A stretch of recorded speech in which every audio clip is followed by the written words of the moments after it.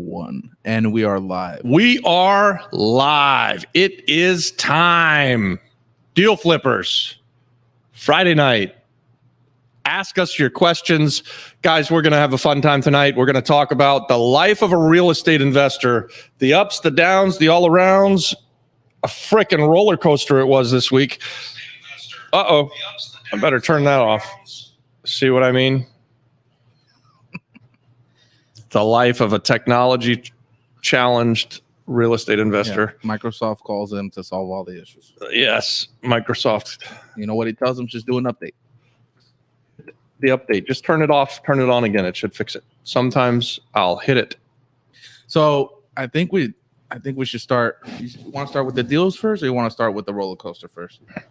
Yeah, let's talk either way. I mean, we'll just talk in and out, weave them in and out. We had a couple of purchases this week that we're going to flip. We had a great contract on something that came out of the blue that we're going to make good money on that wasn't even really for sale.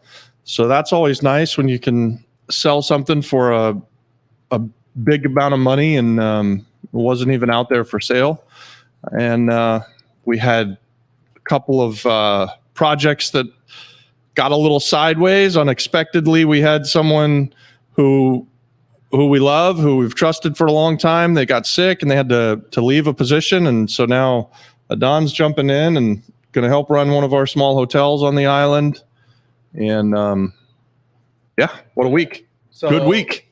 Yeah, a great week. So it started with the 2 closings on Monday, which were the Meet at My Property, which you're going in with Jason. And I potentially might be managing the renovation, possibly, maybe. And then, yeah, if you can find a contractor that can do it for a good amount, then you're the man. Yeah. Wow. Well, let's talk about that one first. So guys, we bought a penthouse condo in Miramar. Unfortunately, it doesn't have an elevator, so it's a walk up. It's one of the 2 toughest things about that penthouse are that you got to walk up 5 flights of stairs. And the second one for me, I'm 6'7", so the damn ceilings are only like 6'9". So I feel like I have to duck for half of the time. So it must have been like a porch or something out back that's got a low ceiling, and it's going to be a hard fix. I don't know how we're going to change that, or if we're going to be able to change that at all. We may just have to live with it. And then as you get into the main part of the condo, the ceilings open up to about 10 feet. And it's a lot more comfortable. It's a small apartment. Small. It's a decent sized apartment. You can make definitely 2 bedrooms in there and 2 bathrooms. But when he says he walks in and touches the roof, it's like it's combing his hair every time he walks in and out. So I'm 6'7" and I need a haircut, so I'm 6'8" with the afro. So here's the biggest challenge that at least I've been experiencing with the whole thing is I've taken at least 4 different contractors, 4 of them, 4 ridiculous different prices. All Tell us about that. How's that go? What's the difference? What's the cheapest? What's the most expensive? The cheapest started out at $58,000. Then he changed his mind to $75,000. That's the cheapest still. The other guy was around 90. Oh, sorry, 58 just in labor, and then whatever materials were. Yeah. And the last guy that I wasn't here for, but you were. Yeah. He called me. He's like, "Listen, I saw it. It looks great. I think you could do it. $150,000. We'll get it done." I'm like, all right, well. I really liked him too. He seemed like he knew what he was talking about. He probably would do a great job, but there's no way in hell we're going to spend $150,000 on a 1,200 square foot apartment. We bought it for $137,000. We need to be all in on it for $65,000. And there's no question that we will be all in on it for that and that we can get it done for that. It is like that though. So I have said this before, I think on Deal Flippers, that a third of your job when you're a real estate investor who buys value add properties and starts to fix things is finding good contractors, because there's a massive difference between what a retail price is and what a working price that you can make money on is. So in our case, we have lots of work. We are able to give contractors steady work throughout the entire year. We do deal after deal after deal, and we keep them working. But for that, we need to get a good price, and we understand that everybody's got to make money. But if my wife calls to have the kitchen redone at our house in Orlando, Florida, and they don't know us and they've never done anything with us before, the people who come in and sell her the upgrade on that kitchen, they're going to just kill it, right? Like there is a massive markup in retail contracting. So how long does it usually take you to find a good contractor to get stuff done? 25 years, and you find a good one, and then they're good for a while. So here's what I have said for forever. When you hire a contractor that you like, they will give you the best work and the best price on their first few deals. 2-3 years down the road, their work falls apart, turns to shit, and they're charging you 3 times the amount of money. And so you're always looking for a contractor. It just is. That's just the way that it is, right? Like, so we have had people that are our friends that are, we're hanging out with and going to the beach, and we're pals. 3 years later, their work is too high, and I have to say, hey, pal, we're still friends, but I'm hiring the next guy. You're out. This new one's in. I'm sorry. But what do you think that is? Because they get comfortable, and they're just like, all right, well, whatever half-ass work I do, it'll be fine with them. Yeah, there's a combination of things. It's a difficult business to make money on. So we're finding those contractors that are starting out and they need the steady work, and they give you a good price for a time. And then 2 or 3 years later, it's not just you that they're working for. They've got several other clients, and they're able to make more money from someone else. And so you become less important to them, and really it's probably a relief for them as well, because they're like, man, the cheapest work that I'm doing is doing it for you guys. So that's been a theme that really has been the way for 25 years. And it's also a difficult business to make money with. So contracting is hard. Labor prices, well, we've recently had some labor prices that go up, but labor prices might stay the same. But when you're a contractor, your materials are a big part of where you make your profit.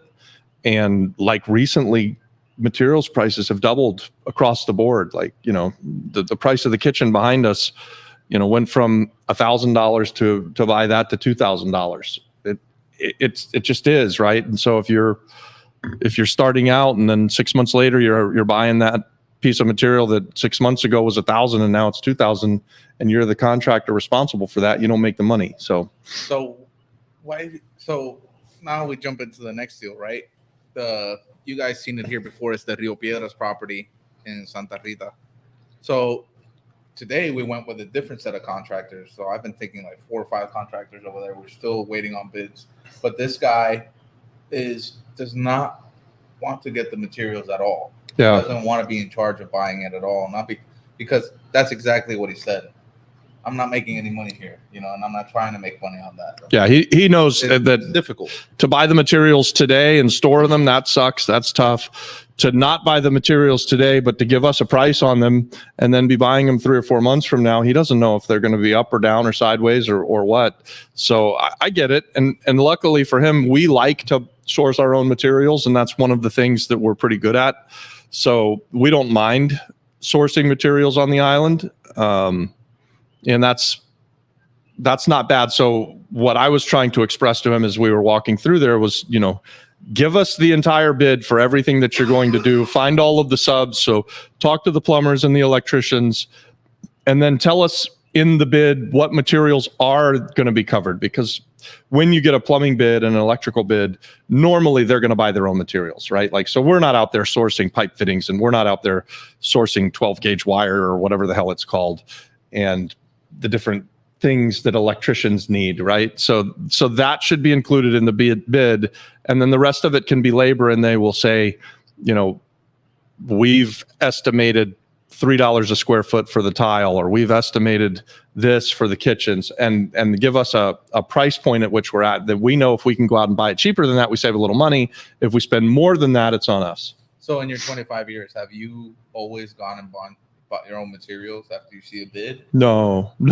So I that's a Puerto Rico thing, and that's because we've got Dave McCallie, and my business partner. They owned Ace Hardwares for years and years, so they're really good at sourcing materials and finding the best deal that they can do. The reason that I haven't always done it, and we have done it sometimes, but I try not to do it because I don't like to do it. Like, I hate to go to Home Depot. Home Depot is not fun for me. So if you ever see me and I'm in the Home Depot and you say hi and I look grumpy, I hate being in Home Depot. It's nothing personal, promise. Yeah. Home Depot. I hate Home Depot and IKEA Marshalls. And Best Buy even. I pretty much don't like shopping. Yeah. So, okay.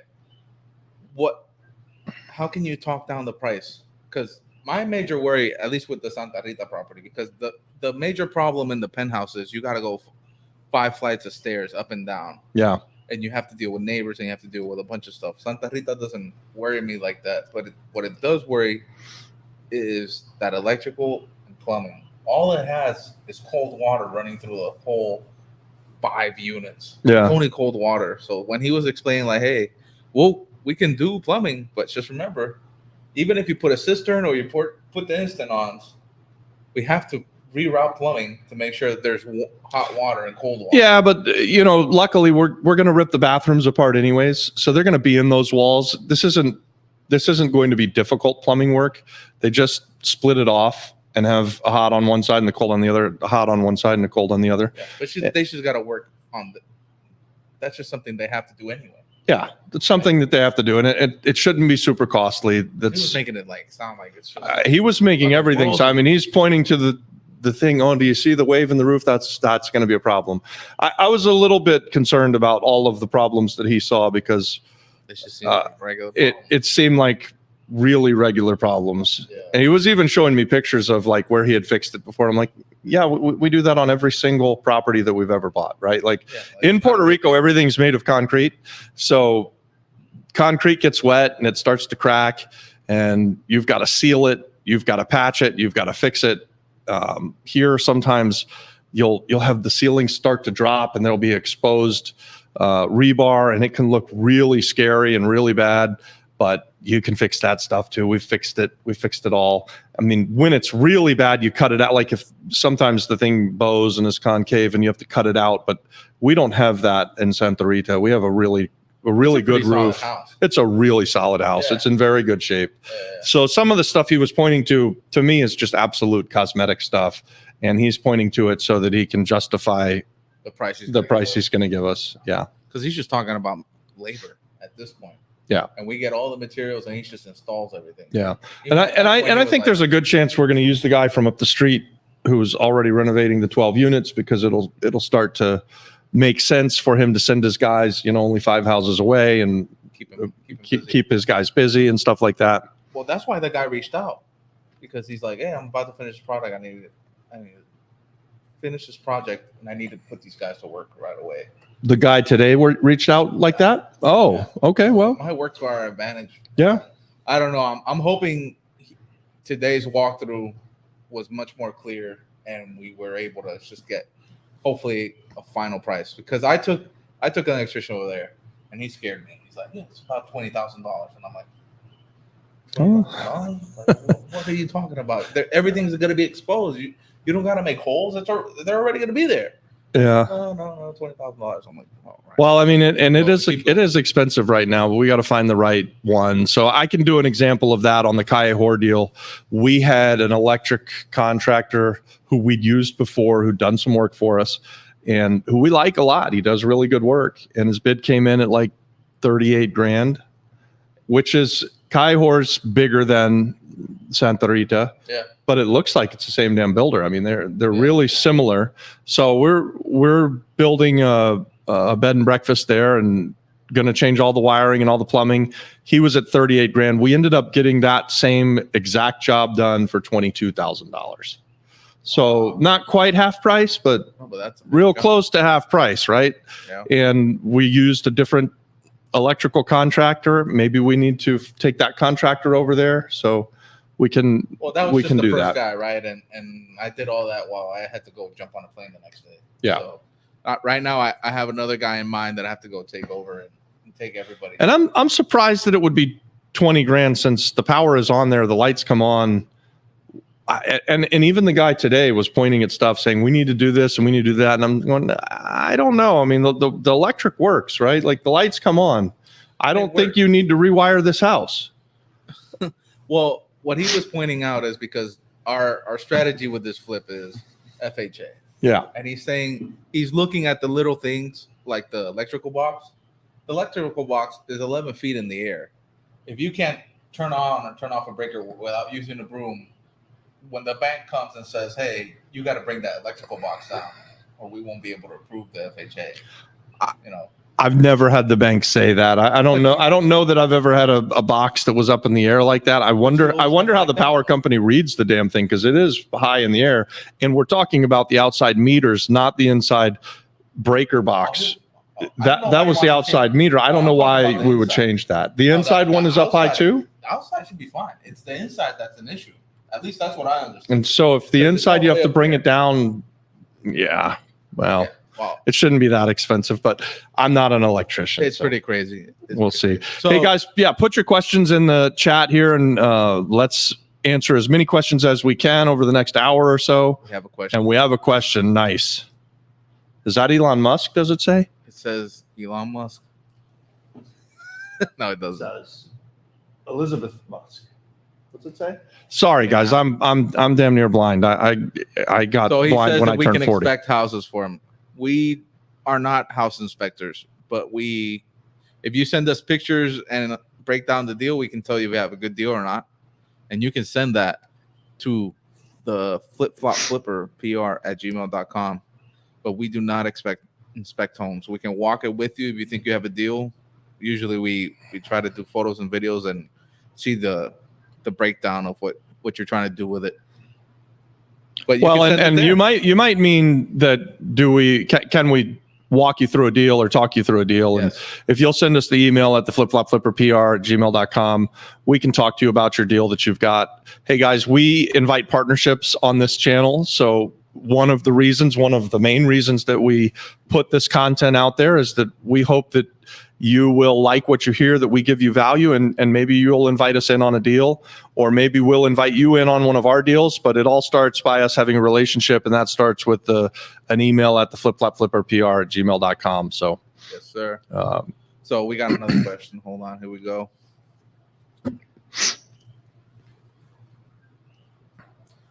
Do houses in the mountains have city water? Yes.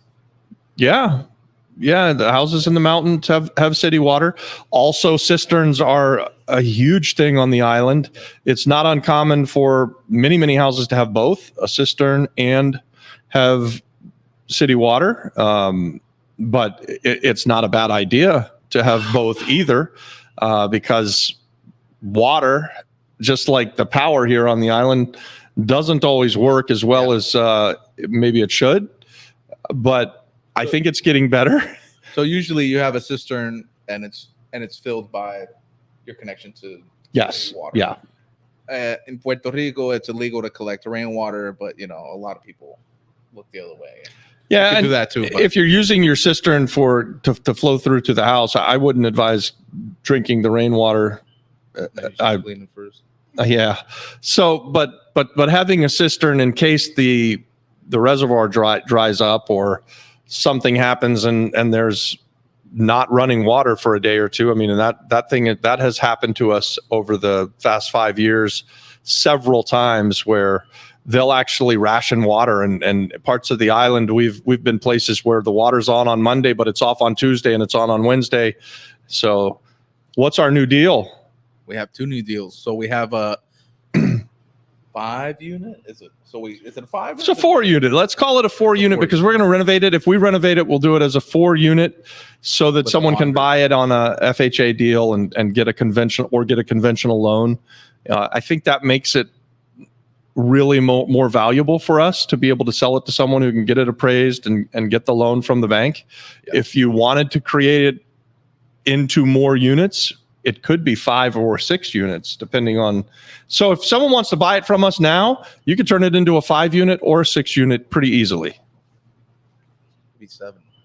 Could be 7. Could be 7. Could be 2 per floor and 3 out back. Yeah, that could be 7. It could be up to 7 units without really having to do anything to the structure, just putting up some partition walls and going with it as 7 units. Because it already has 2 bathrooms on each floor. It has 4 rooms, so you can divide it evenly throughout the whole house.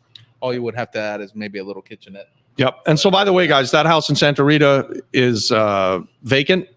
It's available to be shown, and we would sell it to the next guy. We've got plenty of deals going. But Adon and I closed on it this week. So that one, we're planning to move forward with the renovation. This goes back to something that I say is that when you're a real estate investor, and for this particular deal, we thought we would just wholesale it, but we put it under contract. And when we put something under contract, we intend to close on it. So we didn't find a buyer. We had a couple of offers on it, and we could have made some money on a flip, but they didn't seem real secure. And we had a responsibility to the sellers that we would come through and we would close. And so we did. We went through, we closed, we bought them out of their house, and we did what we said we would do. And now we will renovate it, but we would still wholesale it. So if somebody's interested in this and you want a house hack, then you could buy this house. It would qualify, right now it would qualify for a conventional loan. You could buy it, live in a portion of the house, rent out the rest of the house, and live for free. Probably you could make a profit, but you could definitely live for free. Yeah, it's a really good house hack. And if you're interested, you can email us at theflipflopflipperpr@gmail.com. So we got another question. I think this guy's really interested in the mountains. So I think you can have solar panels. You can have solar panels anywhere. Yeah, and anything about solar, I think you talk to a solar expert. Yeah. We've looked into solar on the island several times, and so I do know that it is about where the sun hits the building, right? So if you have a building that's under shade of another mountain or something like that, it can be difficult. But if you have a tall building that gets lots of sunshine, no reason that solar won't work up in the mountains. It's sunny in the mountains, just like it's sunny on the beach here most of the year, right? And I mean, unless you're in the rainforest, but yeah. How difficult is it to get loans on the island versus the mainland? You haven't been on all of our other lives. It's difficult, man. Holy cow. Like liquidity is barely a thing on the island. And that's why I think with the Santa Rita flip, it's so important for us to keep it as a 4-unit when we know we're going to resell it, because 1 to 4 units is still relatively easy to get loans on. So you can qualify for conventional, FHA, VA, Fannie and Freddie Mac. I think they're all on the island, and those traditional type of loans for homes that you're going to live in, they're not commercial.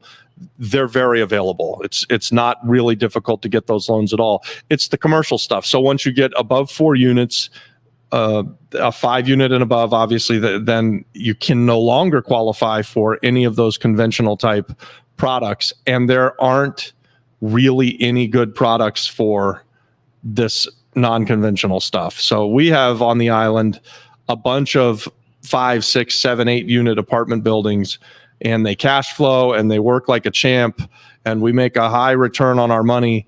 But it's been extremely difficult to borrow money from the bank. Even though we've done full doc loans, we've had appraisals, we were like, hey, you appraised it at half of what we thought it was worth, and we only want to borrow half of that, and we still couldn't get the damn loan done. So it's hard. There's no way to sugarcoat that. It's difficult. Banking just got harder. Like the banks they're fucked up right now. So that means if they're messed up in the mainland, they're really messed up in Puerto Rico, and they were already really messed up in Puerto Rico. So it didn't get any easier last week, and banks started to fail. Well, that's why you shifted right now that's why you offer seller financing on a lot of your projects. Yeah. So we like I said, we have some of these multifamily projects, and we've been selling them forward to the next guy and using seller financing to do it. We also offer to buy things a lot of times where we put the seller in the position of the bank. As a matter of fact, I looked at a penthouse condo this morning and I asked the lady, would you ever consider being the bank? Because she knows that it's difficult to get loans as well. And she said, yeah, maybe. So you have to ask those questions when you're looking to buy things. I mean, that terms can be as valuable as getting something at a great price. Yes. So Michael K., I saw your video with JC Morales with the new yellow property, 10 rooms, I think you said. Was wondering what an estimate renovation cost for a property like that. Wow, I think they said that in the video, and so we're not involved in that project, but let me see if I can pull it out of my mind. I think that their renovation is around $250,000 or $300,000 for that, and they're going to have like a guest house hotel. What's all in? All in, they bought it for 200 and something. So all in, they're $700,000 all in. Over on Fernandez Juncos.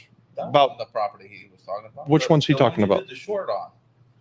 Which one? A yellow one. What yellow one? I'm gonna pull up the short so he remembers. With JC, I did a short? Yes. Oh man. Yeah, I'm old, guys. I don't remember. I can't read. I told him we shouldn't be doing these these lives after 6 o'clock. You're not the same person. Doesn't believe me. It's 8 o'clock. Well, we're going to talk about we're going to talk about why we're working so late too. I mean, we got a lot going on this week. So it was crazy. This one.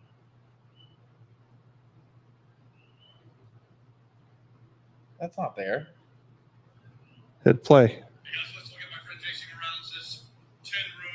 Oh, I know JC Morales. Okay. Who do you think he was talking about? Well, I thought JC's also in the one with Joy. Yeah. So that's over in Ocean Park. I think he bought it for around $450, and he's going to spend way more than I just said. I think he told me. And JC, if you're watching, you can put in the chat what you're going to spend on this, but he's been working on it for quite a while. He's gone through several kind of different models. He was going to build it up and do like 28 rooms, and it was going to be super expensive. But now I think it's an all-in around $1.2 million, something like that. So purchase was 4, renovations maybe as much as $1 million. How many rooms at the end? 10 only? He's going to have like a 10-room guest house hotel over at Ocean Park. What's that property going to be worth, do you think? Whew. Is it lot. Is it ocean view? Is it ocean front? It's or is it the ones in the back? 3/4 of a block to the ocean. There's ocean views from the roofs and stuff on the second floor, but it's just down the street and through the gates there in Ocean Park. Close to Lance's project? It's very close to Lance's project. Okay. Yeah. You know where there's a Brazilian steakhouse restaurant right over there. He's right across the street from that. And then the other thing is, where the butcher guy is? Yeah. He's so the butcher's behind him here. He's there closer to the beach. And then there's a Brazilian steakhouse on the other corner that I didn't even know was there. And we ate there the other day. I still don't know that. Yeah. That's awesome. So I hope, did we answer that question? I think we did. Yeah. He wanted to know renovation. What was the cost of the property? So $400,000 for the property. Oh, he's saying Buenos Aires restaurant. So Buenos Aires is not Brazilian. It's Argentinian. Oh. Brazil Steakhouse. So Argentinian. It must be. You mean in Isla Verde, right by the Shell? By the gas station? Yeah. Okay. Then yeah. Really nice, really well outfitted restaurant. Very good food. Yeah. So guys, while we're waiting here for more questions, we're going to tell you about this crazy week that PR Consultants has had. And a Don. Oh yeah. Well, we closed on the 2. We unexpectedly are selling. So we a third. Started the week. We're on the way to the closing. A bird poops on me. The whole day, everybody's telling me it's gonna be a great day. It's gonna be real lucky. I get a ticket. I get pushed out of my apartment. I got all this stuff. But then we got the 2 closings. So it was good enough. And then that night, was it that night or was it the next day? The next day we had a blow up at one of our properties. Yeah. So the surfing turtle. Yeah, the surfing turtle is going to change management, and Adon is going to go out there and manage it. Yes. And it's just unfortunate because our manager, who we really love and we care about, got sick and really, really unexpectedly had to turn in the keys. Yeah, and you know what? I hope that he's going to go get better and then come back. He's going to get better, and honestly, he did a great job with the staff there. That's what I noticed right off the bat. Like, he didn't just leave and wasn't able to. We had to build from zero, he left someone in charge, and she's really took the ball and run with it. And I think she'll be a great addition to the whole team. And we're going to get it done. And that was a crazy couple nights. That's cause for some early mornings and long days. And just to make sure that we have everything in line, because we have guests that are coming and guests that are going. Yes. And guys, when you have even an Airbnb, when you're providing hospitality, nightly rentals for people, and stuff goes wrong, they don't really give a damn. They want to make sure that they get taken care of and that they have a good experience. And so that's part of being a real estate investor. I mean, that is your job, right? Like we showed up the other night, someone locked themselves out of the room, and normally we wouldn't be the ones that get called for that. So Dave Ford had to drive over there, change the locks on the door, get the people in, and we're 45 minutes away from there, so that wasn't ideal. Yeah. But it happened. The guests got taken care of. Everything is fine, and we have people checking out today, people checking in today, people checking in tomorrow. Yep. And things are going to run seamless. And so we're lucky that we have a good team around us, and like Adon can take over there. And I feel really good about the way actually the Turtle runs. It really is a nice business, and it runs very smoothly.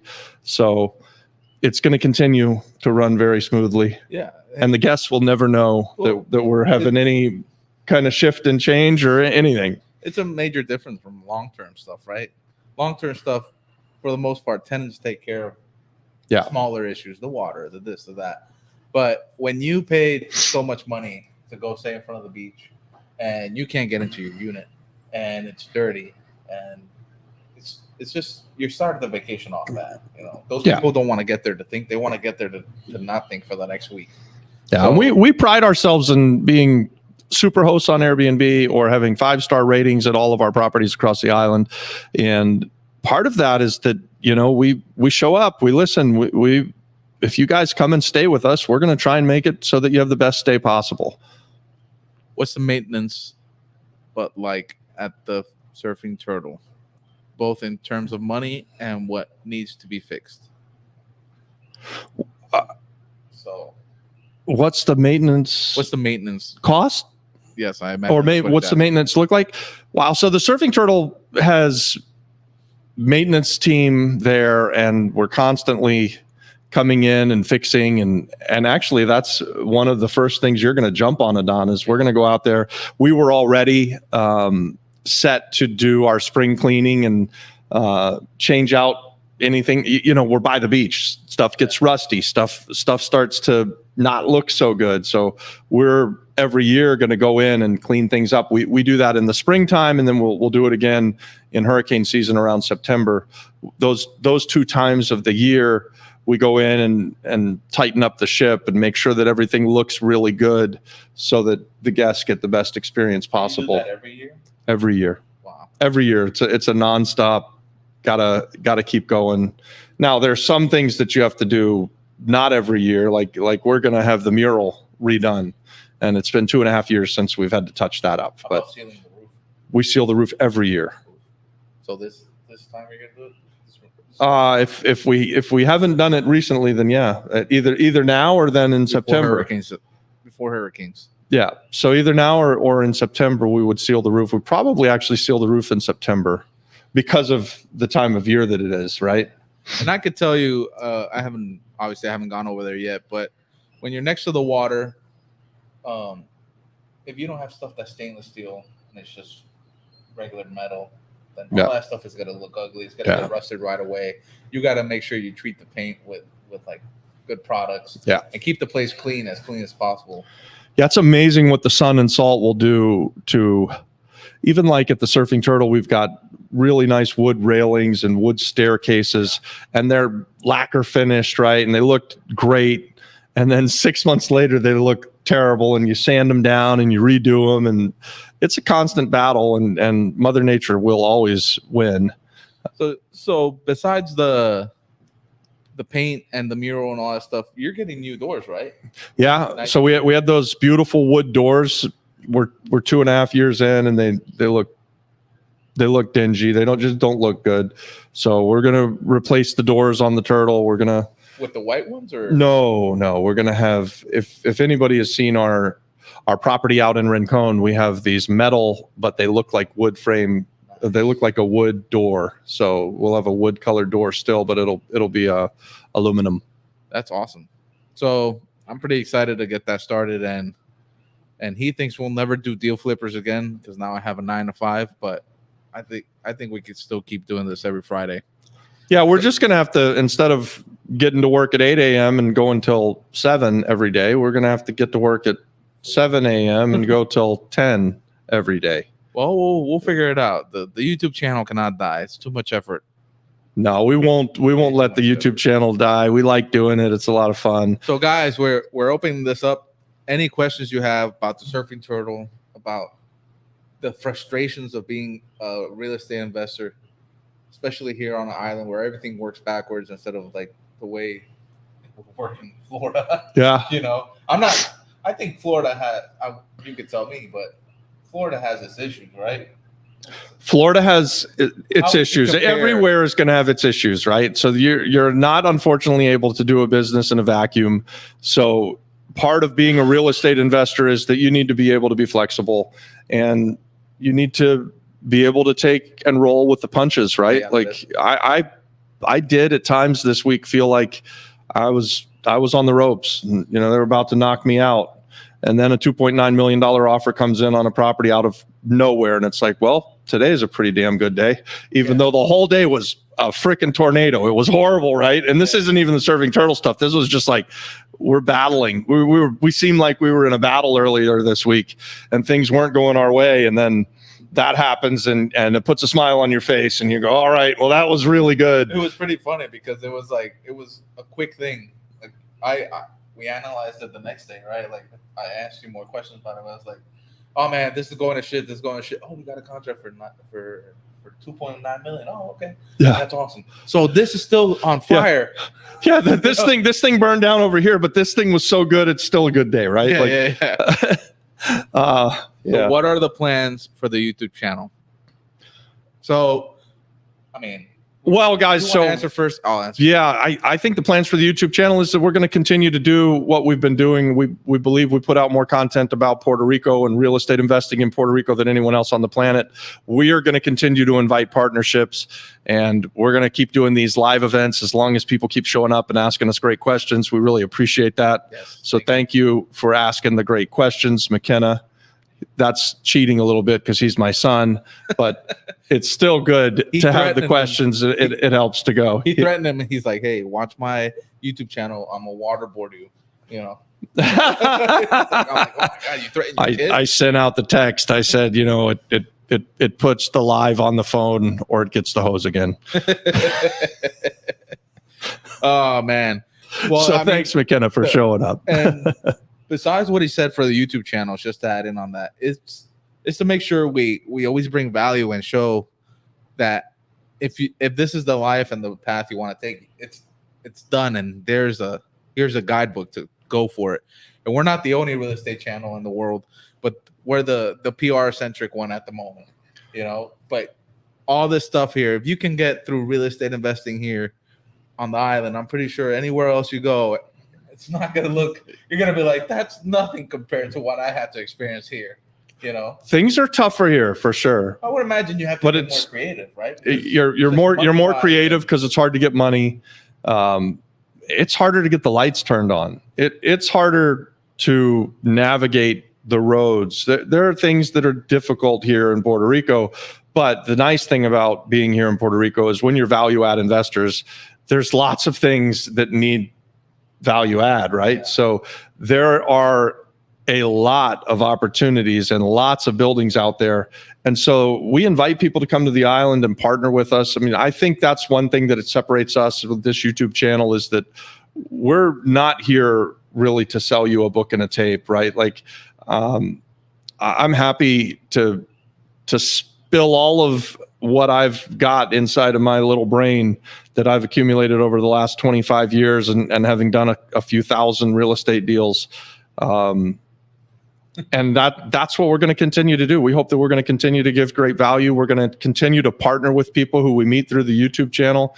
We encourage people to bring us their deals. And if you've got a deal that you want to talk to us about, and maybe we can partner on something in Florida, or we could partner on something on the island of Puerto Rico. We had a guy yesterday, we went and looked at a deal where he's got something under contract today. Yesterday he didn't have it. Now today he does. He called a couple times, but we didn't connect. The one up on the hill, the big multifamily.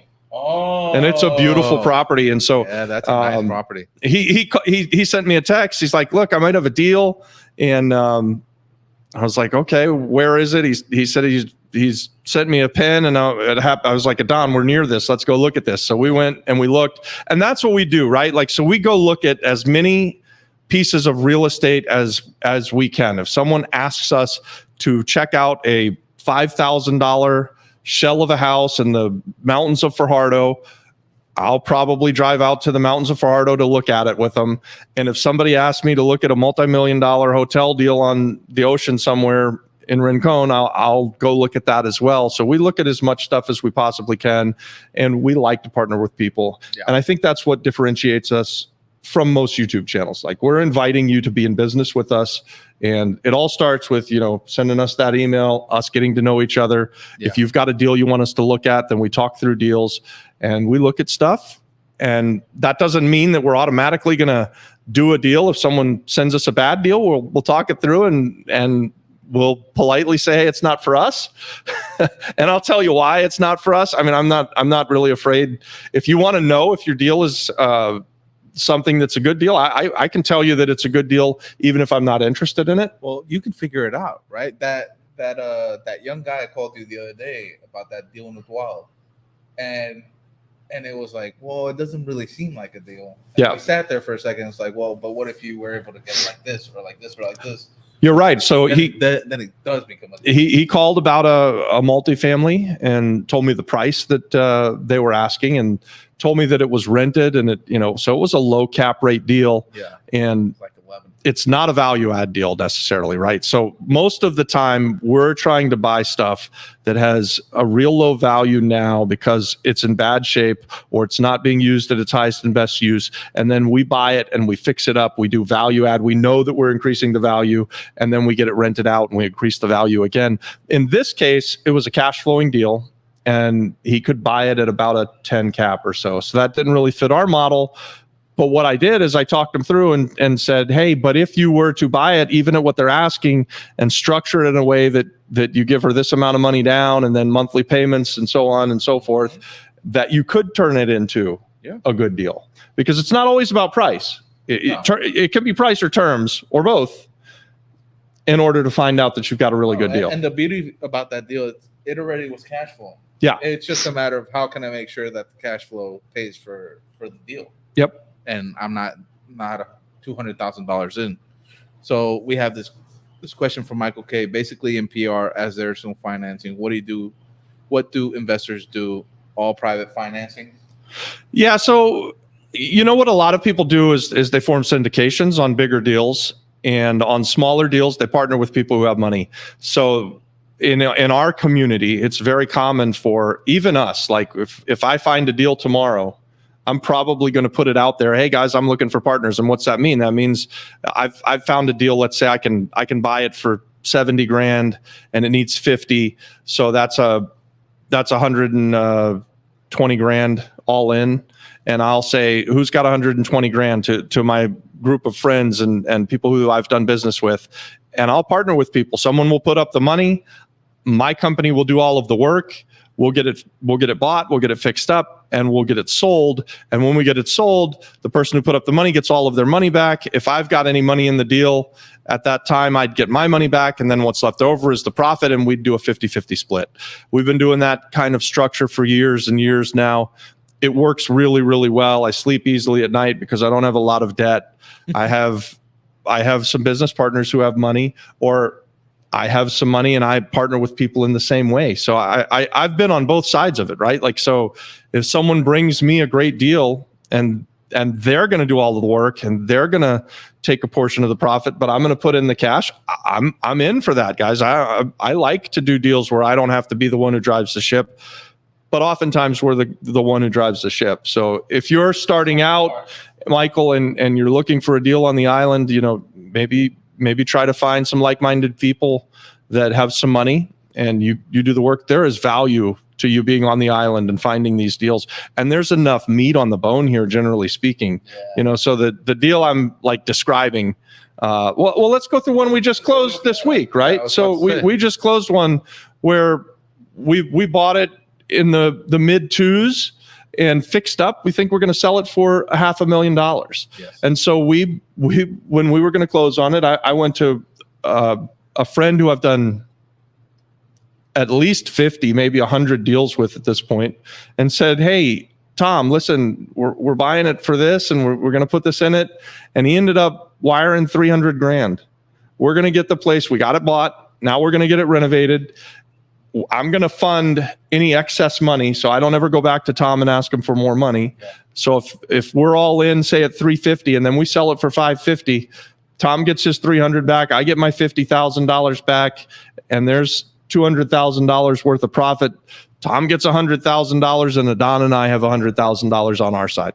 So that kind of deal works really, really well in a place like Puerto Rico, where our flips are not making 20%, right? Like, so we're not investing $300,000 to then sell it for $360,000 and try and split up a $50,000 profit. That not that that's a bad deal. I trust me, I've done a lot of those deals, but that's not what we're looking at here. I mean, we're looking at much sexier spreads than that. Yeah, no. Who was it? I can't remember her name right now, but when she was explaining how she does deals in California where she invests $1 million to get $100,000.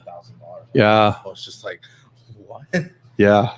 Where not only was she investing $1 million to then sell something to make $100,000 spread, so she'd sell it for 1.15 or something, and the cost would eat it up. Maybe she's making $100,000 on $1 million investment, but it was also hard money loans. If things go longer than she thinks they're going to go, it just gets eaten up. That was scary. It wasn't what we would like to do. I mean, McKenna and I have a deal in Florida that we're going to do, that we got this week, and we're going to buy it for $260,000. We're going to put, McKenna can put in the chat how much we're going to put in it, because it's a hoarder house, and I'm not exactly sure yet, but we're probably going to put 70 or 80 grand in it, and then we're going to sell it for hopefully close to $500,000. He asked if we have heard the Turning Water into Money podcast. We haven't heard it, but if those guys are willing to come on our channel and talk to us, we would love to talk to them. Have you guys heard of this turning water into money, not money into water? Yeah, that's an exciting new podcast. I have heard about it. I haven't seen it, but hopefully I'm gonna get invited on there, and I'm gonna be able to talk with those young guys and girls actually. Oh, that's really cool. Yeah, it's pretty cool. Yeah. Do 203k loans work over there? Yes. That is one of the programs that absolutely works on the island. That's a traditional finance deal, actually. I mean, so it's very common, and to buy something here that needs work, that's very common.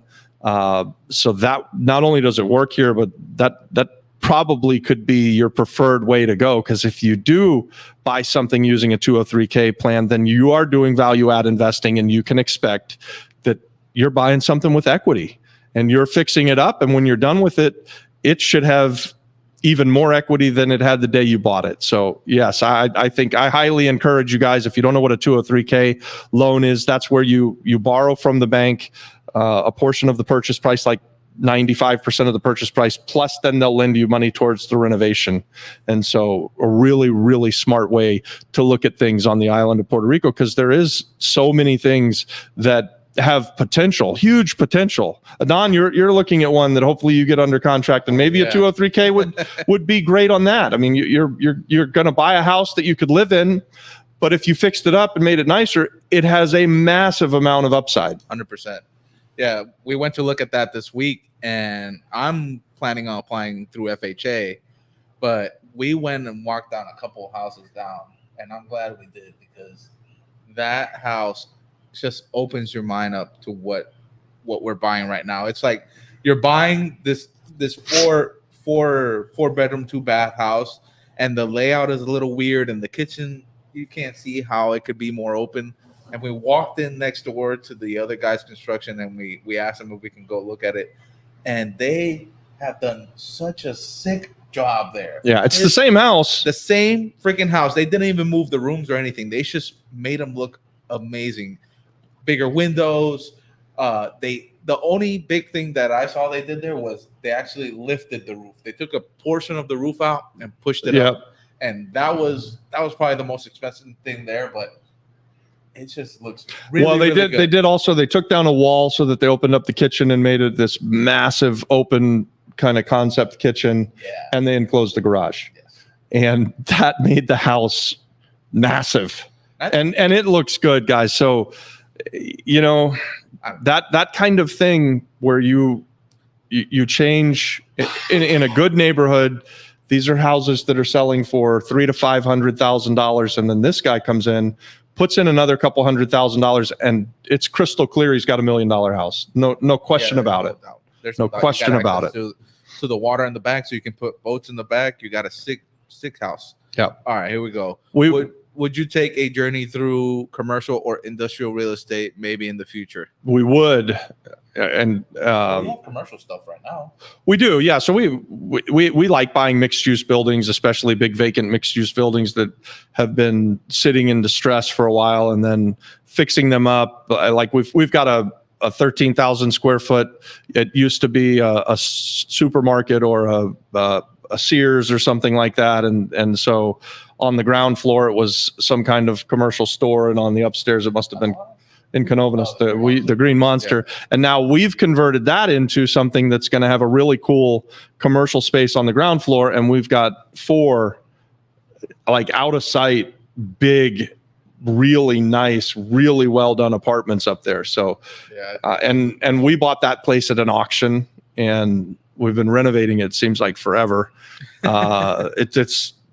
It's one of our longest, hardest renovations. And what's funny about that is that we used on that deal, we're using the largest contractor we've ever used up until this point on the island, and we thought he would knock it out in 90 days, and we're almost 2 years in. So but at the end of the day, I say everything's always worth it, right? Like, so I had a plan, got out a different plan. I thought we would be doing one thing, and now we're doing something that's bigger and better, and when we're done with it, it'll still be worth it. But my goodness, it is one of those things that Adon is going to learn over the next 20, 25 years. When you're a real estate investor, you may think going in that it's going to go one way, and something changes and you need to go the other way. So you have to be able to pivot. Like if you're the type of person that needs everything to go perfectly, then you should keep your job at McDonald's, right? Because they've got really good systems. Those burgers and fries, they come out the way they're supposed to 100%. Every time. They may be garbage, but it comes out just perfect every time. If you want that in real estate investing, it isn't happening, guys. It's you have to be able to get comfortable with making changes and making decisions and pivoting and working harder than you ever dreamt that you were going to have to. And again, I say this all the time, it will absolutely be worth it. 100%. If you take private money, what do you offer your partners? A legal piece of property. So the deal that I explained earlier, Michael, what we like to do is partner with people who have money, and what I offer is half. That's generally what it is. The money gets half, the work gets half, and we've been using that that method ever since we went broke in 2008. Before 2008, my business was completely debt driven. So I borrowed hard money. I borrowed bank money. I just borrowed. I thought I had this equity, and then the market crashed on us, and it really hurt me. It hurt me bad. I didn't sleep for 2 years. I would literally have nightmares about how I'm going to pay off this guy the next day. And so borrowing money for me, I'm really skeptical of it. And I have begrudgingly, we've borrowed some money in the States more so than in Puerto Rico. Like, we were looking at our portfolio the other day, Dave and I made a comment to someone that I think we have less than 10% of our portfolio is debt. Okay. And Dave said it's way less. It's like less than 5%. So we've invested in lots of deals on the island, and we've either brought in people who had money or used our own money. But for the most part, we don't have debt on the island of Puerto Rico. Now, do you have debt on here? I had debt on the Looking Glass. So we had about $1.2 million in a hard money loan on the Looking Glass, and that was the first time that we had any real debt. Okay. I have debt on the new mixed use building right now. Took out a loan for that? Yeah, we took out. Jason and I did, Okay. and that's it. Like that's it. Those two that I can think of. If I buy the Isla Verde deal, then I'm gonna have some debt on that. Yeah. But even if I do that, like, and we go and borrow a couple $1 million on that project, then we probably still won't get to 10% of the total, right? Yeah, you guys have a lot of projects. It's crazy how less than 10 is debt. All right. What is the IRO? The ROI accepted. What? I imagine in the States or in PR. What is the percent ROI that is acceptable for real estate investors today? I'll answer that in two ways, right? Like, so if I'm doing deals in Florida, which I am, and we're doing, let's just do apples to apples. If we're going to do a single family home flip in Florida, if I can make 30% return on my money from, acquisitions and renovations, holding costs and everything, and then sell it and make 30% in Florida, that's a great ROI. Like, that's to me close to a home run. Actually, anything above 20% in Florida, I'm pretty damn happy about. If it goes fast enough, I'd be happy with 15 or 20%, but 20 to 30% is what I'm reasonably expecting to make on a flip that I would do in Florida. I'd double that in Puerto Rico. So if I'm going to do a flip in Puerto Rico on a single family house, I'm expecting to make 30 to 60%. So the worst that I would want to do on a flip in Puerto Rico is like the top of the ceiling in Florida. So that's why, guys, I say it's always worth it in Puerto Rico, right? My money, by the way, will go further in Puerto Rico than it does in Orlando. So McKenna and I are buying this flip in Florida for $260,000. If I was to buy a similar house here, I would expect to spend half of that money. So maybe even less. 30% here is a bad job. 30% here. 30% here. When we make 30% on a flip where we bought it, fixed it, and sold it, and say that takes 8 or 9 months or a year, and we only make 30%. Yeah, I'm a little bit disappointed. Like, I'm like, it wasn't worth doing. Shit, we still made 30%. Of course, it was worth doing, but I'm a little bit disappointed. McKenna says 70 to 80 seems right. So I'm guessing it's about the 70, 80 seems right on the renovation on the house there that we're going to do in Florida. So that's a really good one too, guys. So I would say we have over the years enjoyed buying hoarder houses, and this is a real hoarder. Like, McKenna went to look at the house and he's like, "Hey, Dad, it took me 20 minutes with a machete to chop through the grass to get to the backyard." And he took pictures of the inside. And I mean, it's packed so full, you couldn't walk anywhere. You'd have to swim across the crap that's in this house. And so, the first thing we're going to do when we buy it is clean it out. Gotta get photos. He's got some photos. Okay. Oh, I might even have a photo. You want to put a photo up? If you share it to me, I would. All right, I'm going to keep going. And if you're willing, let us know when you want to set up the He'll do a podcast on your thing, and we'll set you up on a live over here. It could be the Flip Flop Power Hour on Monday, or you want to do Monday or Wednesday, the Q&A. So when do we want to do that? When do you want to talk about to the people that, what was the podcast? Turning water to money. Water and what is it? Money. Water into money, McKenna. When do you want to do that with me? Just send me an invite. There you go. Do you find places on clasificados online, or is it a better way to find deals? So you have a different answer than I do. Yeah. So you find deals on clasificados. I find clasificados, Facebook Marketplace. I drive around. I do a bunch of stuff. He gets deals brought to him all the time. My preferred way to find deals when I came to the island was, and it's different now. So 5 years ago, right after Maria, the banks had a really big list of properties that they needed to sell. So they had foreclosed, and they're just sitting on this stuff that was years and years on the books. And so we were buying from the banks. We would buy small bulk deals, like 10 or 15 or 20 at a time. And that was extremely profitable. It was a really good way to do it. Right now, they don't have the same kind of property lists, so it's harder to buy from the banks. What I expect to do later this year is go to the foreclosure sale. And what we've done for 20 years is to go to the foreclosure sale all around Florida. And so I think that there's going to be more foreclosures on the island this year than there has been for the last couple of years.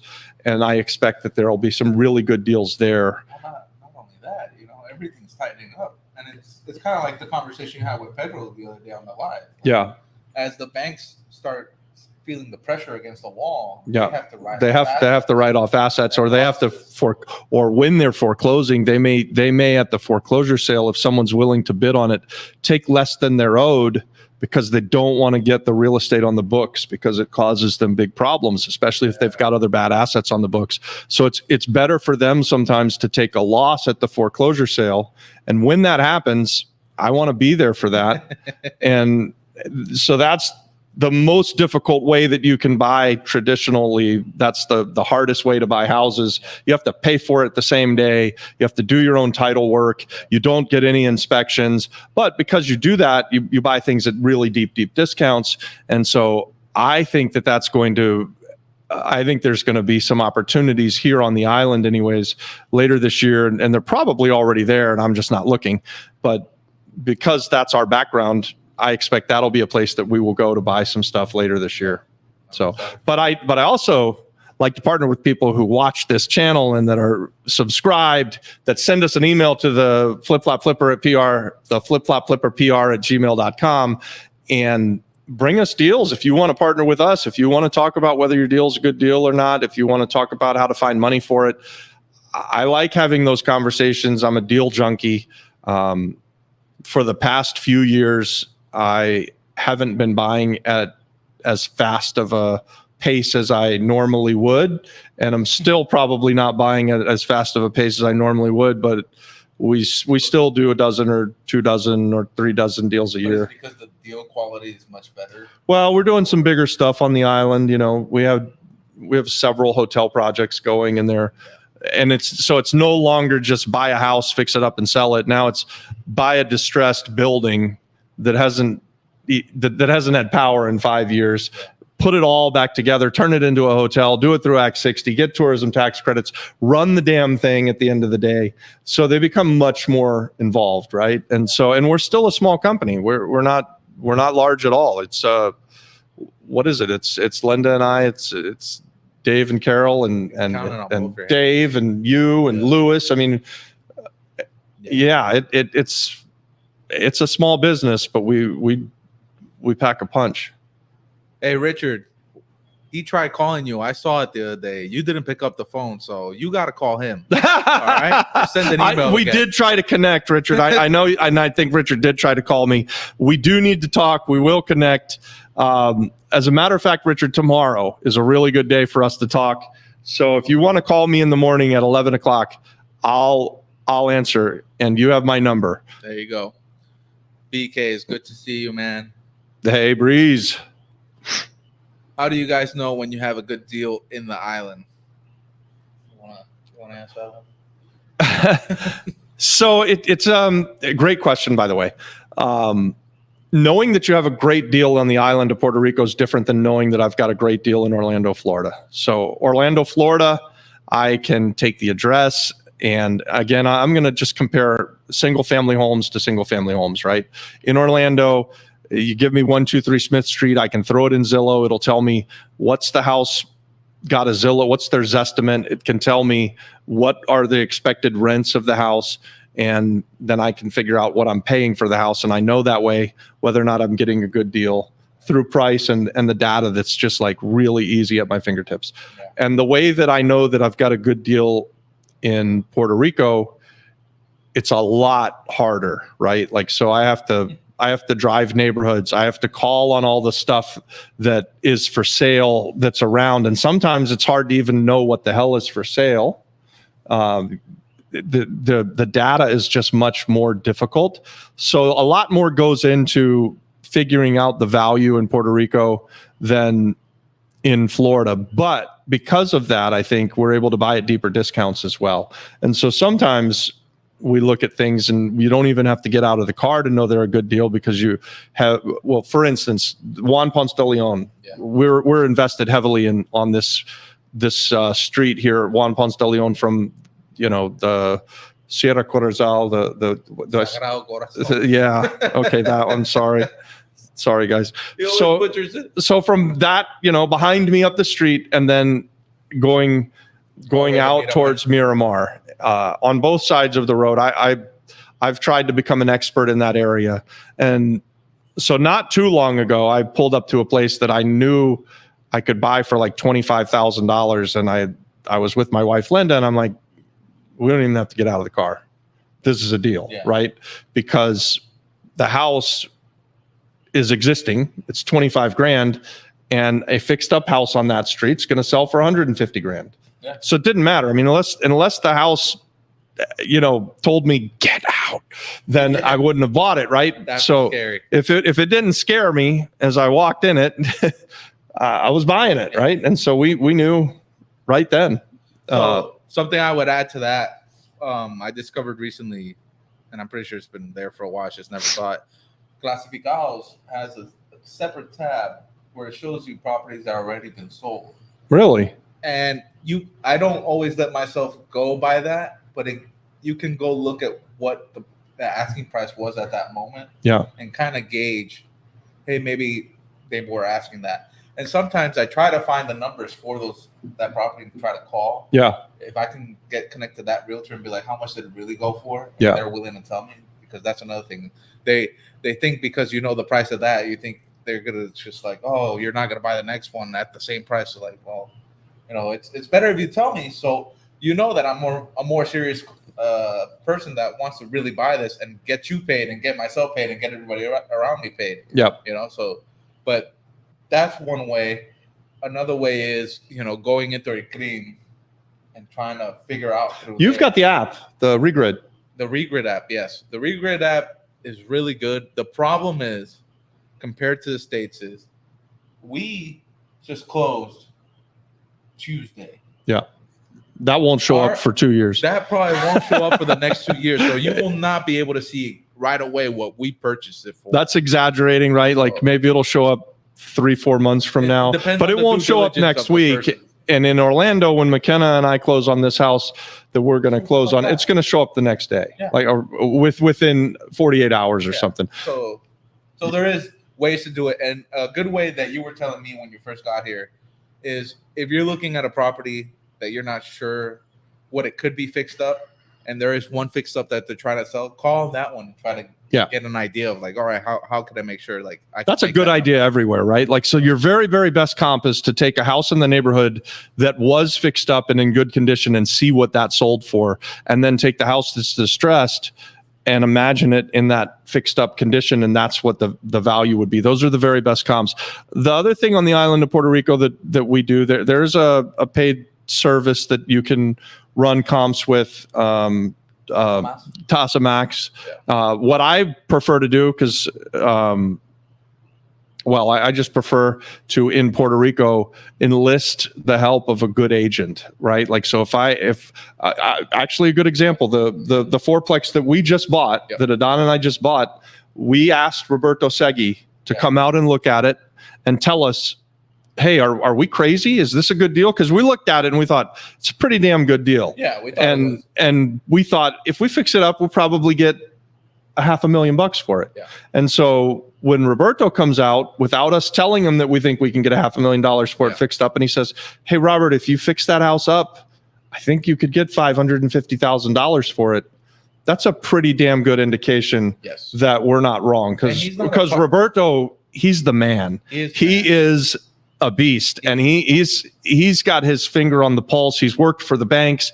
He knows this island so well. He knows it better than I'm ever going to know it. This guy is amazing. So he's very diligent with everything he does, and he can find you comparables, or just by looking at it and telling him the numbers you're going to do. It's just.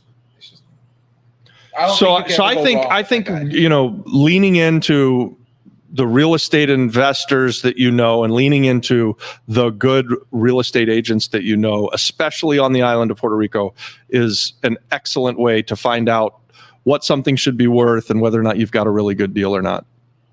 Yes. Yeah. Elizabeth, your audio sounds good. Thanks, Elizabeth. Hey guys, congrats on this. Thank you, BK. Are your partnerships only done with money investors, for example, sweat equity partners? Yeah. So Breeze, we do it both ways, right? Like, we invite partnerships, and I've said this a few times tonight. If you've got a deal, if you think you've got a deal, bring it to us, and we could be your money partner. We could be your eyes and ears on the island, maybe. So you know what is pretty common is that you live in the States and your family owns some land here that you've inherited, or a house that you've inherited, and you guys don't know what to do with it. We could be your eyes and ears. We could help you to sell it. We could partner to fix something and then sell it. We're open to everything. We're open to all different types of partnerships. What is really the most important is that we're like-minded people. And so emailing us at the flipflopflipperpr@gmail.com is a good way to get to start to know us, having phone conversation and making sure that we're like-minded. And then the very most important thing is that we have a good deal. Whether I have a great deal and you've got some money and we partner that way, or you have a great deal and you need help because I've got great contractors and I'm on the island and I have some money, whichever way works, right? Like, so at the end of the day, we're trying to encourage the people that are watching this podcast and that watch our channel and see our long content or our shorts. We're trying to encourage people to be real estate investors. At the end of the day, that's what excites us. That's why we do the YouTube channel, is to partner with people, and we want you buying real estate, right? Like, so I think it's a game changer. It's the way that you can create wealth. It's the way that you can quit the job that you hate. It's the way that you can have security. So for all of those reasons, we're out here, screaming it from the rooftops. Let's buy some real estate together. Yes. Great stuff. Keep it going. Thank you, Nate Stewart. Oh, Gringo Criollo. You guys, Nate is one of the guys on the island that can help with some of this liquidity stuff that we were talking about earlier. So Nate, maybe throw your contact information in the chat for everybody to see, because if you're looking for a loan, Nate's your guy. As a first-time home buyer, where would you start, Orlando or Puerto Rico? As a personal home, or where do you want to live? Yeah, that's the question. If you're trying to invest, so if you're talking investment, right? And correct me if I'm wrong. If you want to do wholesaling, it's mainland. Like, you can do it from a computer. You can potentially build a buyer's list. You can, for example, if you find a property in Orlando that makes sense for a good price, you can probably start by calling him. Yeah. And he'll be like, well, it's a good deal or not. And if it's a good deal, you'll probably buy it. Right? Yeah. If it's a PR, then you definitely have to be here.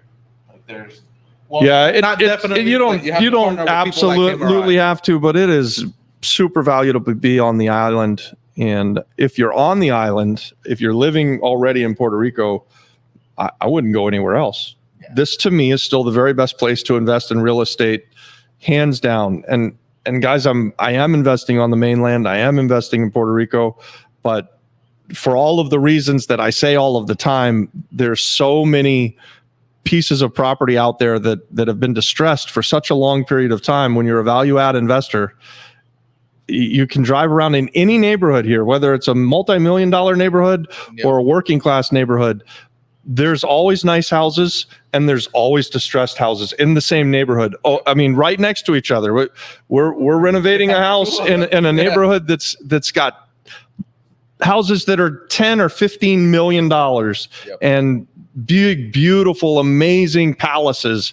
And we bought a property there for less than $300,000 that we're then going to renovate and turn into something that's going to be $1.5 million. So you can't do that in Florida, right? Like, so go into the real expensive neighborhoods in Orlando, Florida. There's almost never a distressed house. Oh my God. Almost never. So you got me. I say yes. He said investments. So what? So for investments, I think investing in Puerto Rico, that if you're looking at a real estate investment in Puerto Rico, do it. We just bounced off of the bottom, so things are on their way up. Eventually, the island is going to figure out liquidity, and when it does, oh my God, things are going to go. That will help people to be able to buy more houses. It will free up so much capital. It's going to increase the values of the island across the island, right? So I love Puerto Rico. Liquidity has to come. I love Orlando too. I mean, I can't complain. Either one is good, but Orlando gave you a good base to come down here. If you could only do one, let's just say it this way: if you could only do one, and you say you've only got $200,000, well, that'll only ever get you one house in Florida. You could do two here in Puerto Rico. Yeah. Your money goes twice as far. So come do two in Puerto Rico, and then go buy the third one in Orlando. So, he says he's from the island, but he's in Orlando. Well, I'm on the island, but I'm from Orlando, and yeah. So we're buying. McKenna and I are buying a house in Hunters Creek. We just put it under contract. And here's something I'll put out there that most people probably wouldn't. I'm buying it from a wholesaler, someone who surprised us and came on the show last week. We reconnected with this lady, Maritza Diaz, who we worked with for years and years. And then lo and behold, she comes across a deal and sends it to me. And now I've got it under contract. She's going to make a pile of money. Like, she's buying it for like $175,000, and I'm buying it from her for $260,000. And I think I got a really good deal. Yeah. Right. And I'm going to fix it up, and I'm going to sell it for $500,000. So there's money in the wholesaling business, right? Like there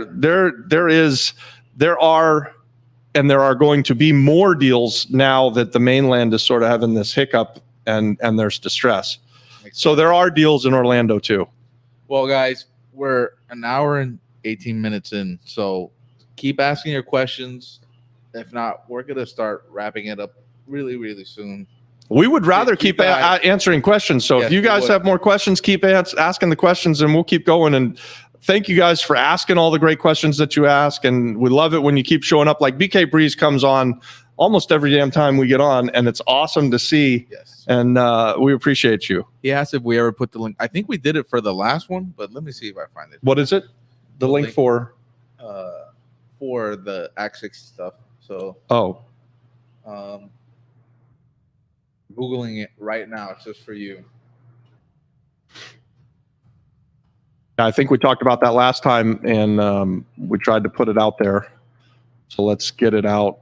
You guys, if you're going to invest in real estate in Puerto Rico, or if you're going to move to Puerto Rico and you want to have a business in Puerto Rico, you need to read this Act 60 stuff. Puerto Rico is very business friendly.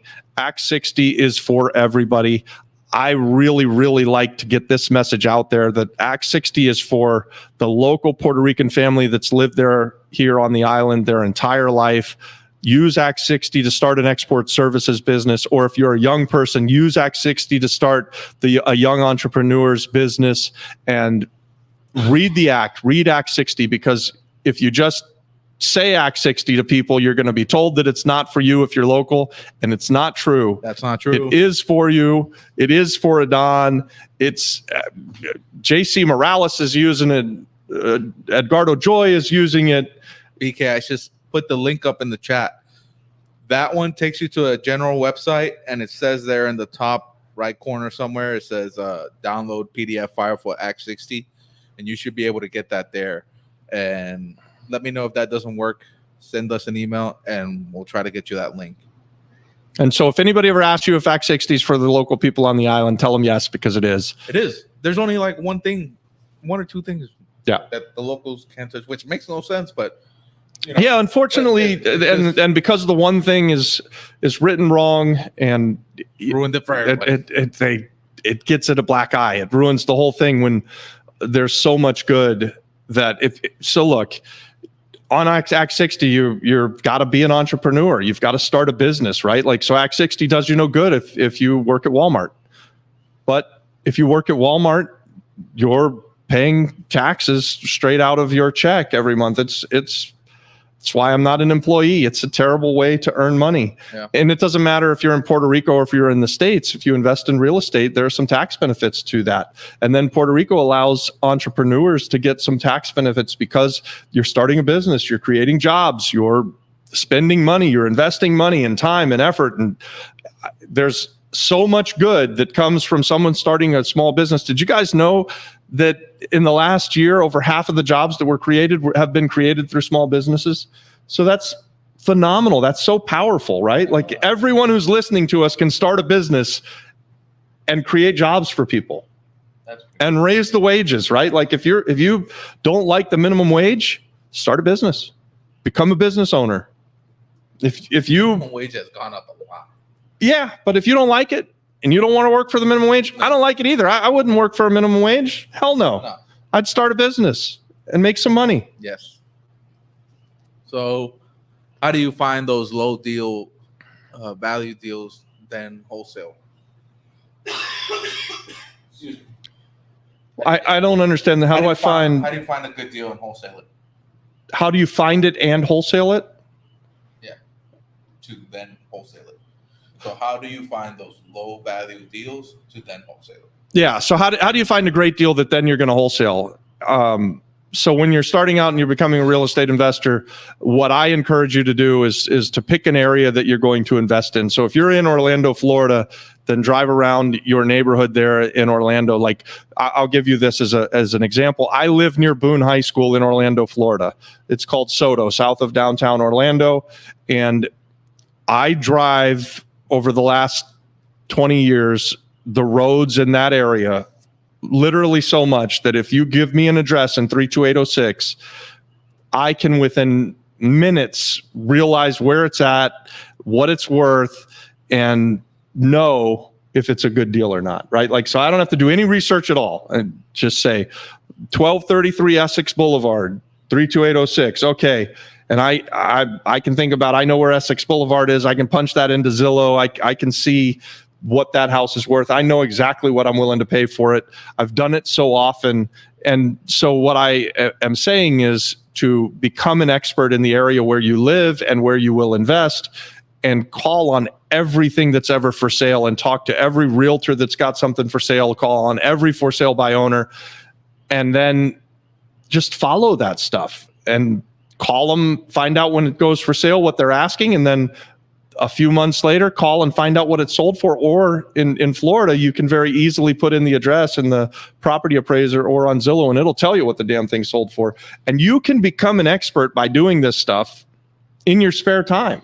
Well, the month I was away in December, I was just bored and doing exactly that.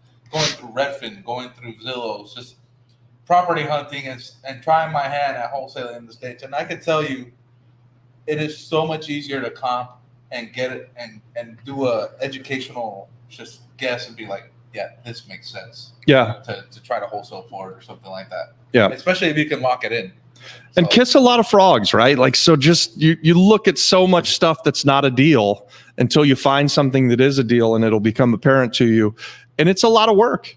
I mean, if you think that you can become a real estate investor by looking at 3 houses and that you're going to find one that's going to make you $100,000 after a renovation, you're probably not, right? Like, maybe the sun and moon is all going to align and you get lucky, but that would be what it is.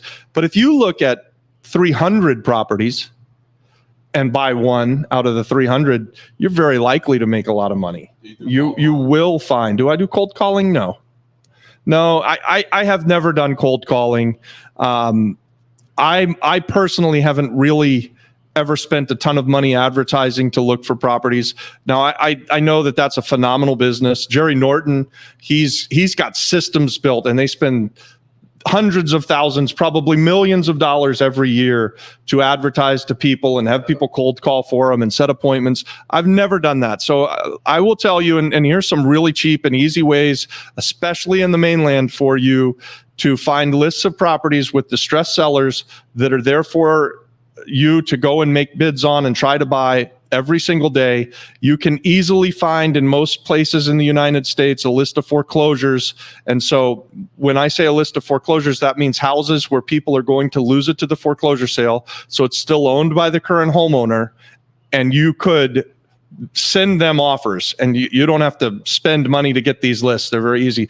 The other thing that I love is buying tax deed properties. So in like Florida, for instance, you can go online and say tax deed sales in just about every damn county in the whole state and find a list of houses that are going to pop up. And it's about half of the year. There will be monthly tax deed sales in almost every county in the state of Florida, and they're online. These are distressed sellers.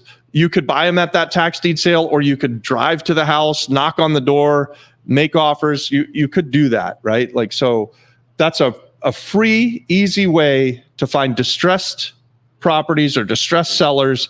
And there are really good deals to be had there. And the only thing that you need to do is be willing to do the work and make the offers. Tax liens don't exist here, do they? No. So, I mean, people don't pay their property taxes here for years and years and years. Actually, I was in one of our attorney's office, Teresa. She was showing me that my friend Brett bought something today, and the building he bought had been abandoned and distressed for a long time. They hadn't paid the taxes in many, many years. And so when he closed on it, there was $187,000 in taxes owed on this building. So he paid it. What? So he makes the offer to the seller, and let's say he buys the property for $500,000, and he pulls back the $187,000 and goes and pays it to the CRIM. And I said, so did they give you a discount when you came in to pay the thing? She's like, they didn't give me a discount. I said, what they said? They said, oh, you guys paid off one of the whales. She said they didn't even have a tax lien on the damn house. They were just doing nothing about it. They're just like, forget it. It could have gone forever. They were never going to do anything about it at all. Wow. But he paid it. What is that? He paid it. That's crazy. So that's a pretty good example of, we hear this all the time on these people are coming to the island and they're buying this stuff and they don't pay any taxes. That's just a complete baloney statement, right? Like, we pay more taxes just in property taxes, right? Like that guy, he bought a property. He just gave $187,000 to the government in Puerto Rico. Now, maybe 10% of that gets back through to the people, and only 90% gets stolen by the government that's in power. I don't know. It's very possible. That's very possible. But to say that they're coming and buying this real estate and not paying taxes, it's a bunch of baloney. It's baloney. Is there a type of loan that could help buy an abandoned school and turn it into apartments? A school, though. Like, I'm going to ask you if you could put in, give me more information. Where are you looking at the school? Is that in Puerto Rico or in Florida? So here's the thing, and correct me if I'm wrong, because kind of what we're doing with Santa Rita. You can go borrow the money, fix it up, convert all the zoning and all that stuff, and then probably go to the bank and say, now I have a 38 units apartment school. Yeah. That now it's an apartment building. Could you do that and get a loan? I mean, of course, I think if you get into that 38 units is probably worth many millions of dollars, and then there will be some commercial loan programs that are out there. Yeah. I think there are schools on the island of Puerto Rico that are being sold, and that their highest and best use very well could be and should be some kind of multifamily. Long-term. How you would get a loan to buy that from whoever owns it right now, I think you'd have to put together a syndication, or you would have to find some people to partner with that have some money. That's a big fun project. It sounds fun in Manatee, Puerto Rico. The flipper PR at gmail.com. if you want to talk to me about that offline. I don't know what kind of loans you can get, especially loans from the banks. I'm not sure of. Are there private investors that would lend on a school? Sure. If you can buy it right, and you can show that you're going to be able to do something really cool with it, and that you've got a track record of being able to do that, there are definitely people that would be interested in lending you money on that. Excuse me. Sorry about that. But send me an email at the flipflopflipperpr@gmail.com if you want to talk a little bit further about it. Hey, to the 8 people out there, give us likes so we know that you're still there, and send us questions. Let's get these things answered. We're here. You have the man right here. You got to ask the questions now. If not, in 5 minutes, he's going to take a nap and not wake up until tomorrow. So you need to answer this question. How many people do we have watching? We just lost one. We just lost one. We asked for a like, and he abandoned the ship. He couldn't do it. We haven't asked for likes. We're begging for likes, guys. We love to get those likes. It really helps out on the channel. So it helps us to push the content out. And just to talk to George here real quick. I'm kind of in your position. I'm starting. I don't really know where to get money, how to get all this stuff done, right? But I'm learning as I go. So I'm doing these couple of deals with you. Yeah. And they have been huge, just like schools, like just like you said, you do one deal and it's a semester of university, and exactly that's how it feels like, because every time you thought you were getting a little bit more ahead, like, oh, here's another thing, and I mean it in a good way. Yeah. Like it's like, all right, how do I solve this now? But now after doing these couple of deals and understanding like how to get the ball rolling, I start trying to build that buyer's list. Yeah.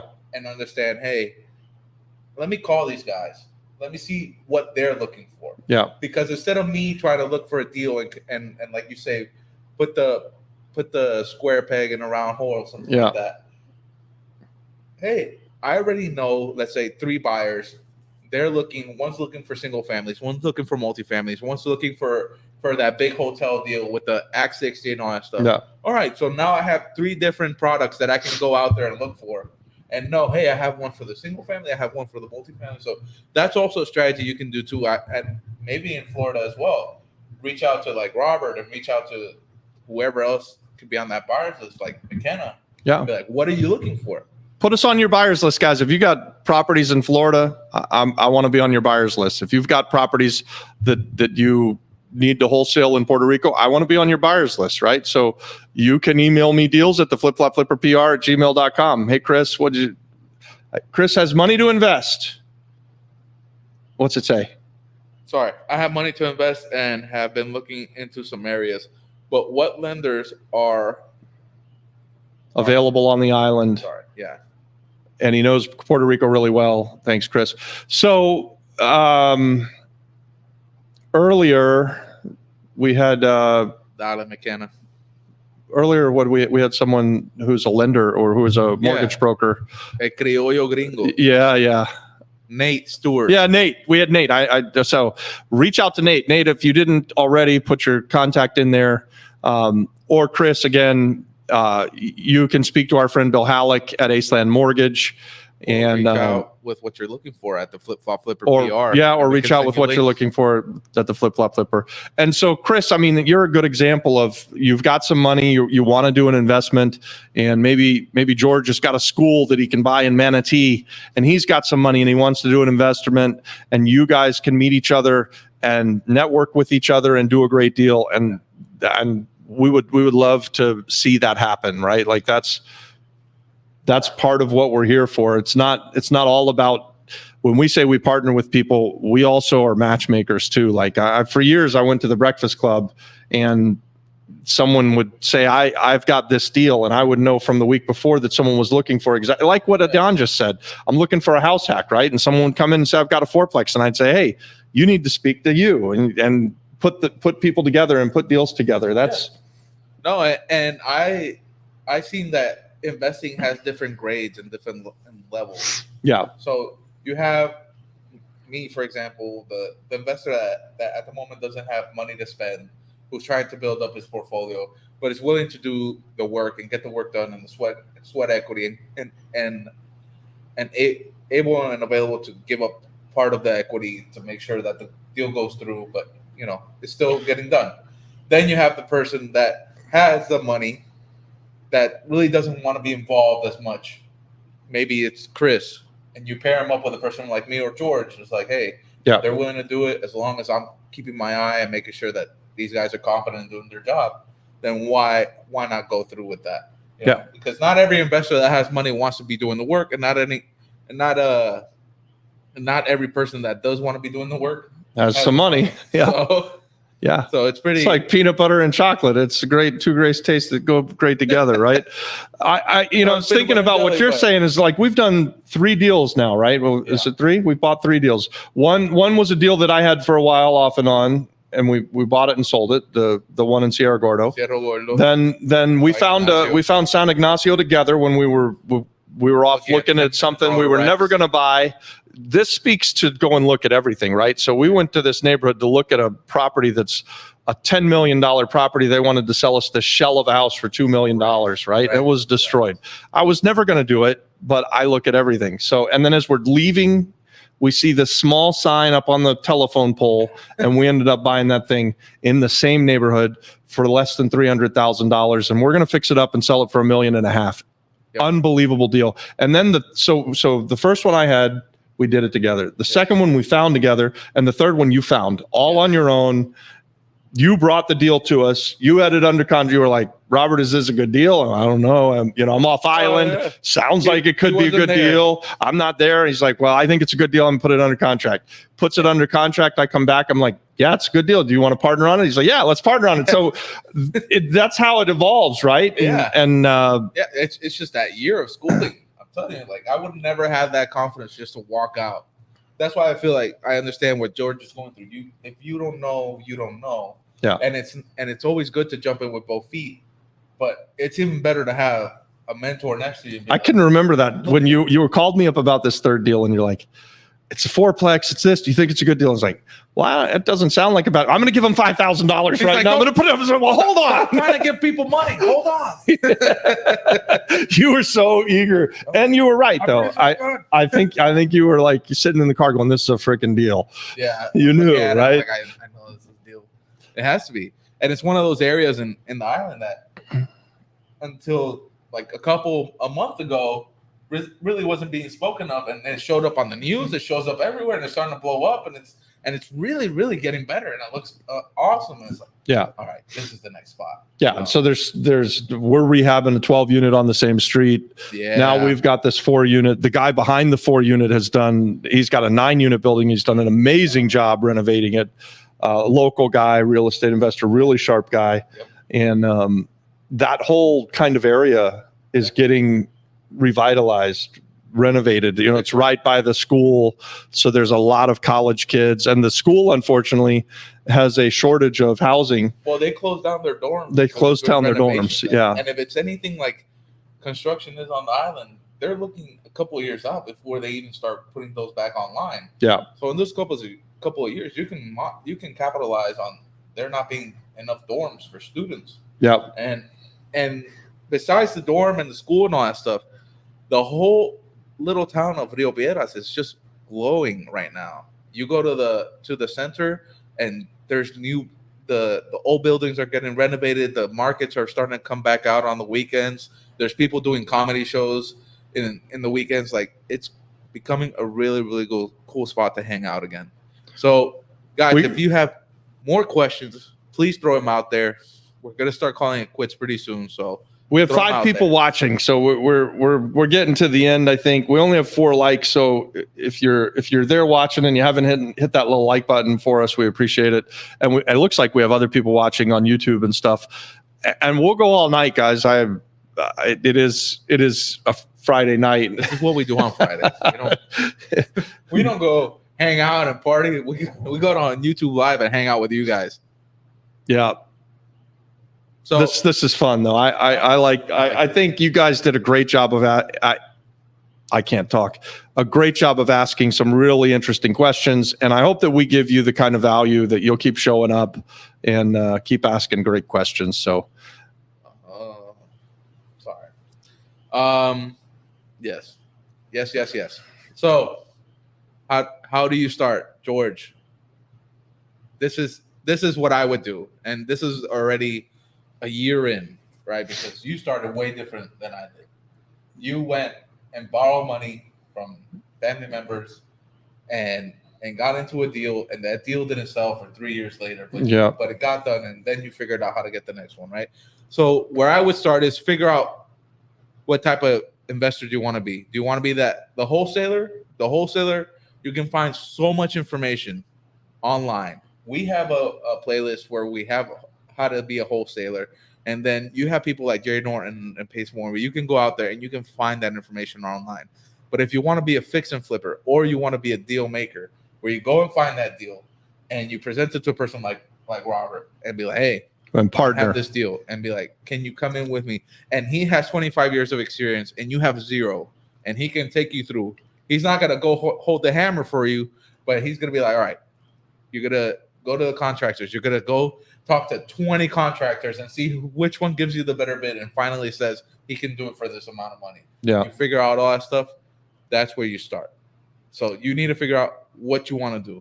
I like to say it like this, George, that, do your part, do the stuff that you can do, right? Like, so if you know that you want to be a buy, fix, and flip guy, and you've got some money that you could afford to invest, start looking at real estate, look for the distress, make offers, and then do your first deal. So like, I quit a good job, bought a piece of real estate 25 years ago.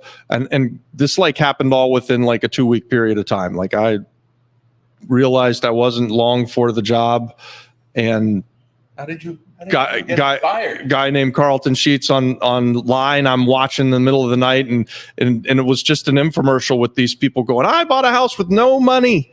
Carlton Sheets taught me how to do it, and you could do it too. And I was like, young and dumb. I was like, damn, all these people are buying houses with no money. It must be the thing to do. So I can do it too. Hey, boss, I quit. Hey, guy, I'm buying your house. And I mean, literally within 2 weeks, like, I didn't know shit. I didn't try to figure out anything. I just did it. I just jumped in with both feet and stuck my head right under the wheel of the bus, and it was like, this bus is either going to kill me or I'm going to figure this stuff out, and figured it out. Now, I'm not saying do that, but I don't think that there is a secret sauce, right? Like, you don't have to have all the knowledge. You don't have to have all of the money even. You just have to have a good work ethic and the desire to get something done. Start telling people what you're going to do. Start looking at real estate. If you're passionate about this, man, it's a good life. This is a good life. Like, I'm not Andrew Tate. I'm not out here saying that I'm worth $1 billion. I wouldn't have even ever considered myself wealthy up until a few years ago, when it became like, okay, yeah, well, I'm probably wealthy, but I'm not like super wealthy, right? Like, I don't drive an expensive car and, things like that. I don't spend a ton of money.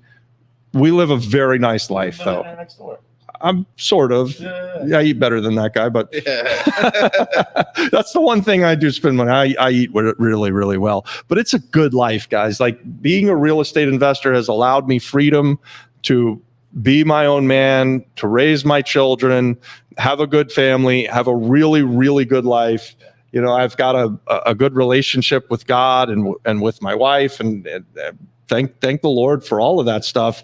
And real estate has been how we got there. So I love that you're there. You know, we're damn near 2 hours into this, and you're still asking questions. Well, so this is something else I would add to what he's saying, George. The way I started. Do you see what he's saying there? We do have a multifamily. You can 203K. If you'll send us your email address, Adon will reach out to you. I was going to answer that next, but what I was saying is, if you're in Orlando compared to PR, there are so many RIA groups over there. Yeah. And the way I got started in real estate was approaching a post on Facebook saying, hey, I'm willing to trade my skill, and my skill was production and film and TV and all that stuff, and to learn real estate. And 3 people answered, and he was the one who was like legit about it. Some guy was in another part of the country, and he just wanted to do something that I edit for them. How am I going to learn? The other guy, after I asked him, he's like, what type of real estate? I'm like, all types. And he never answered me again, you know? and then it's just, he showed up and he's like, hey, I want to do a YouTube channel. I want to start one. It's like, all right, perfect. I'll help you I'll get there. Yeah. So that's how it goes. If you have some sort of skill set that you can offer, if you know construction, if you know bookkeeping, if you know anything like that, then offer it. Go to the RIAs and be like, hey, I want to start to be an investor. How can I help you with your company? You know, and that, I think that's a great way to start. And we do have a multifamily in Rio Piedras. Yeah, we have the multifamily in Rio Piedras, and we have a couple more that we can definitely do the 203K loan, or if you're looking for something that you don't put a lot of money in, we could do seller financing as well.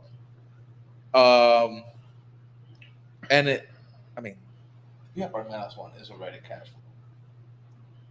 Yeah, I don't think it needs a 203K loan. No, and I don't know. It seems like you have a couple. What I say, Rio Palmeras or Rio Piedras? Rio Piedras. Rio Piedras is the one I'm thinking. FHA, that's a 203K loan waiting to happen. Yeah, so that's a perfect 203K loan. The Rio Piedras property. I can send you a flyer on that. Just send us an email at the Flipper. Excuse me, PR@gmail.com. Send us an email there. And I don't know if it seems like, you know, if you're a veteran, you also have the VA loan. Those VA loans that are amazing. 0 down. Yeah. 6. Really good interest rates. We just heard today, and I don't know this, so guys, we don't borrow a lot of money, and I'm not a mortgage broker. Maybe Nate can answer this. It seems like maybe interest rates have gone down, at least temporarily. So I'm calling Bill tonight. Yeah. So if you're out there and you've been on the sidelines and you have good credit and you were looking to buy a house, maybe interest rates got better recently. I'm not sure. Yeah. That's what we heard. We heard from some lady today that was showing him a penthouse apartment, being like, yeah, I can get you a guy. Yeah. She was like, if you'll do a 15-year loan, you can get a mortgage in the 3s. I was like, in Puerto Rico? Yeah. She's like, yeah. I'm like, oh, yeah. Okay. I don't believe you. Did she ever give you the guy's number? She didn't give me the guy's number, but I'm like, I'm not sure. I don't know. Yeah. But she was saying stuff like that. I was like, man, I want to talk to that guy. Yeah. So yeah. Well, I think we should wrap it up. We went for a long time. That was our longest live ever. Thank you guys all for tuning in. And man, thank you so much for all the great questions. I hope that you'll send us an email at the flipflopflipperpr@gmail.com. Hit the subscribe button, hit the thumbs up for us. Thank you guys for tuning in on your Friday night and spending an hour and a half with us. And yeah, God bless everybody. Thanks so much. You're welcome, George. It was awesome. Thank you for the questions. Yeah, thanks very much, George. BK, we hope to see you on the next one. And thank you, everybody who participated. Thank you. All right, guys. Good night. Hey.